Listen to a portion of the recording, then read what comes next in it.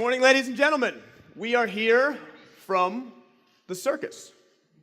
Now, for real, once upon a time, Brent here and I, we had real jobs. I'm a roboticist, and Brent here is a computer scientist, and we were gainfully employed in what have now come to be called STEM careers. All the teachers in the audience know what I'm talking about. Science, technology, engineering, and math. And we tell our kids that these are the most highly prized rewards for studying hard and paying attention in science class. And you know what? We loved it. We went to work every single day, and we solved interesting problems, and we made a difference. And we were using the education that we'd gained in science, technology, engineering, and math to do cool stuff. But you know what? I was getting burned out. I would go to work every day, and I'd solve my interesting problems, but I'd come home at the end of the day and think to myself, what am I going to do now? Got to do something different. What am I going to do? And I did what a lot of people have done, what I'm sure a lot of you have done, which is I found a passion project at home. Now, I didn't know the proper criteria for passion projects. I tried to go about this in an organized way. I just started taking the stuff I was doing at work and applying it to no practical purpose at all when I got home. So I would take robotics and I would make art. I would take computer vision and I would make games. And over time, I did more and more of this, and I discovered other people like me, like Brent, and like the rest of our team. There were a whole bunch of people who were going home at the end of the day and making art with high-tech stuff. And what this did, what the art did for me, was it transformed STEM into STEAM, and it completely re-inspired me, and it reinvigorated me. This was our first collaboration, Brent and mine. This is called Artfall, and what we did is we took an ordinary whiteboard, and we aimed computer vision cameras at it. And we put together a physics simulation in the computer and then reprojected that simulation up on the whiteboard. And what you could do is you could walk up to this whiteboard and you could draw whatever you want. And objects projected on that whiteboard would interact with what you were drawing. Some people would go up to it and they'd draw beautiful pieces of art. Other people would walk up to it and they'd create their own games that could be played on the screen.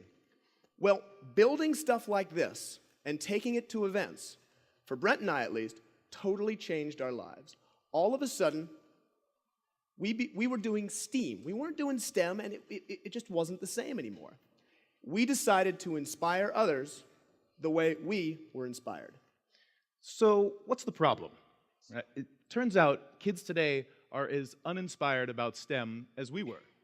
And it's actually pretty sad. The data is pretty terrible.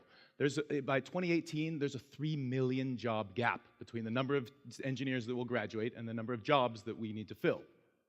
Not only that, but the US ranks 48th in math and science. So not only are we not graduating enough kids, they're not that good, right? So that's a big problem. And after Artfall, Eric and I kept making whimsical inventions, scores of whimsical inventions, and we'd go around to schools and we'd talk about building a huge robot, a marionette robot out of bike parts, or filling a room full of laser beams. And we wouldn't mention engineering. We'd talk to them about all this stuff, and right about the time that they were wide-eyed and all excited, we'd say, the price of admission's engineering. And it had a completely different effect. Right? All of a sudden, they could see what it was that this stuff could do, right? Because STEM's kind of got a branding problem, right? It's not pencil ties and lab coats, right? There's today modern technology. We saw 3D printed sugar. We could this weekend, this group, we could all build a robot that mines bitcoins and controls something in outer space, and I mean, it'd be awesome, right? So earlier this year, Eric and I, we put a plan into action, and we call it the STEAM Carnival. Now, this huge traveling event is 2 parts. One part, a bunch of high-tech amusement, right? A bunch of stuff we could all go play, have a great time, concessions, all that. The second half is a stage show for kids. And we didn't want another baking soda vinegar volcano science fair thing, right? We've all seen that a million times. What would be really fun, right? For all of us in the audience, even if we didn't have a kid in the show, and for the kids that were on stage, something that they would feel really proud about. So we decided to leverage the things that those kids already like: music, fashion, and games, and then convert those into the stage show. So we're gonna have a fashion show of wearable electronics, a concert of musical robots, and an arcade of indie group games. So we've combined our own specially crafted STEAM curriculum with these concepts. When I think of the carnival, I think games. So we want to make sure that this carnival is fun for everybody. We've made some awesome, awesome games, and I want to tell you about a couple of them. First of all, what we did is we took all of your conceptions of carnival games, and we threw those away. And we reimagined all those games with fire and robots and high-voltage electricity.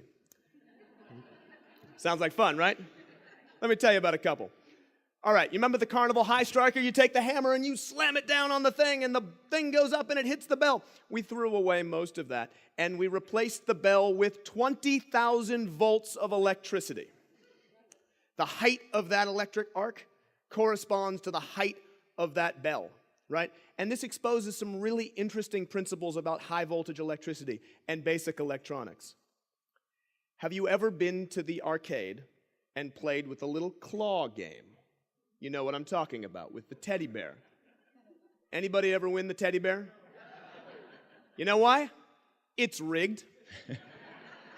Ours? Not rigged. Ours is 6 feet long by 3 feet wide, and it is deadly accurate. It's gesture controlled, and you're not trying to chase down passive teddy bears. You're trying to chase down robots that are actively evading you. So this and many other games comprise what we're forming the STEAM Carnival from. There's an important point here, right? STEM is intimidating, right? For the uninitiated, you might not think you can do this. But art, anybody can do art. So, but it gets you at the table, right? Now the kids are there, they're around the other people talking about STEM. It makes it a little bit more accessible. So my favorite part about the carnival, the kids arrive, they get there, we pull back the curtain on all of our games, and lo and behold, our games use the same components that are in their kits. We kind of showcase, close the loop, that the same kind of stuff that we've been building is the same kind of stuff that they can now build. Here's what we're trying to do with the STEAM Carnival. We are trying to inspire teachers. We are trying to inspire parents, and we are trying to inspire kids. Teachers, when your students take your chemistry or physics lessons and do something unexpected and beautiful with those lessons, encourage them. Parents, when your kids go home and turn your garage into a mad scientist workshop, help them out. And kids, the mohawk is an underappreciated hairstyle. We hope to inspire the next generation of inventors. Thank you.